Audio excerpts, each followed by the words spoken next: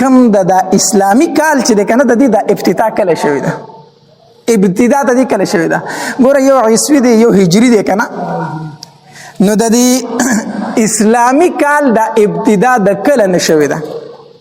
نو دې کې مختلف اقوال دي خو یو قول او مشهور قول پکې دا دی چې دا د عمر رضی الله تعالی عنہ په دور خلافت کې شوی ده او څنګه وشوله د ابو موسی اشعری رضی الله تعالی عنہ د یو علاقې گورنرو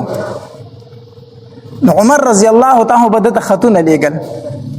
دی ابو موسی اشعری رضی الله تعالی عنہ دی عمر رضی الله تعالی عنہ تو فرمایل استا خط راځي خو تاریخ کې پینې لیکلې نو ما ته پته نه لګی چې دا خط تا د کلی نه راغلی ما ته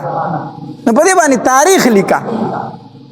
نو عمر رضی الله تعالی عنہ صحابه کرام راټول کړو یاره د دې تاریخ موږ د کم ځای نه شروع وکړو د دې کلونو د اسلامي کلونو موږ د کم ځای نه شروع وکړو موږ له یو حساب پکار دی چې په هغې سره خپل اسلامي اصول چلو صحابه کرام راټول شو نو یوه مشوره پکې دا راله وی د نبی علیه الصلاة والسلام په پیدایش سره د پیدایش د ورځې نه به د کلونو حساب شروع کړو اسلامي کال به د دې نه شروع کېږي یو خبره پکې دا راله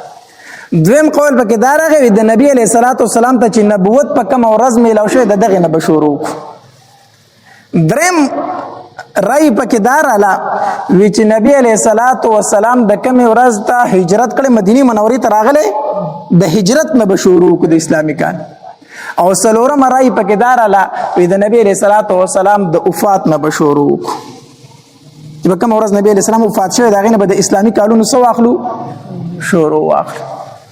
بهرحال عمر رضی الله تعالی خدا رای رد کړه چې د نبی علیہ السلام د پیدایش نه به دا حساب کوم ځکه دا د نصارو سره مشابهت دی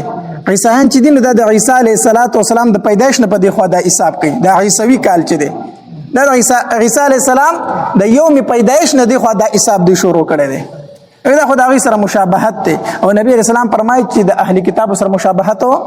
مه کوئ د هغوی مخالفت وکړئ دې څه به وکړو که نه عمر رضی الله تعالی فرمایي زما رای دا ده چې د اسلامي کال ابتدا به د هجرت د نبی علیه الصلاة والسلام نه وکړو ځکه د حق او د باطل په منځ کې چې فرق راغلی دی نو دا په هجرت سره راغلی دی مونږ چې مونځ په ښکاره شروع کړی پس د هجرته مونږ چې جهاد شروع کړی پس د هجرته مونږ چې اذان په تیزه شروع کړی پس د هجرته نو د حق او د باطل په منځ کې فرق چې راغلی نو دا د هجرت نه راغلی لہذا د اسلامي کال به مونږ د ابتدا د هجرت نه وکړو او په یوم وفات د نبی علیه السلام خو ځکه نشو کولی چې د نبی علیه السلام د وفات ورځ خو د غم ورځ ده خو د ډېر لوی مصیبت ورځ ده ولې دغه ورځ ځان ته بار بار یادو ولې دغه ورځ دغه غم ځان ته بار بار تازه کو دغه ورځ نه شروع نشو کولی بیا چاوي د رمضان نه به د نوی کال شروع کیږي اسلامي کال چاوي د رمضان نه به شروع کیږي او چاوي د دین او د دینه عمر رضی الله عنه فرمایلی د اسلامي کال شروع به د محرم نه کیږي محرم نه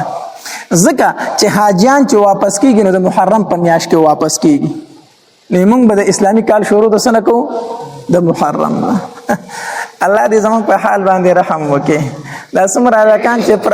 ناست دي دوی ته وایي ته انګریزي حساب وکړو جنوري فروری مارچ زر زر به ته شروع کړي وایي اسلامي میاشتو نومونه واخله تو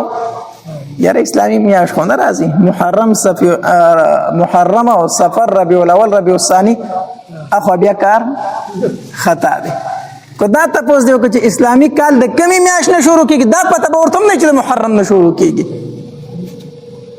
نه الله دې زموږ په حال باندې رحم وکړي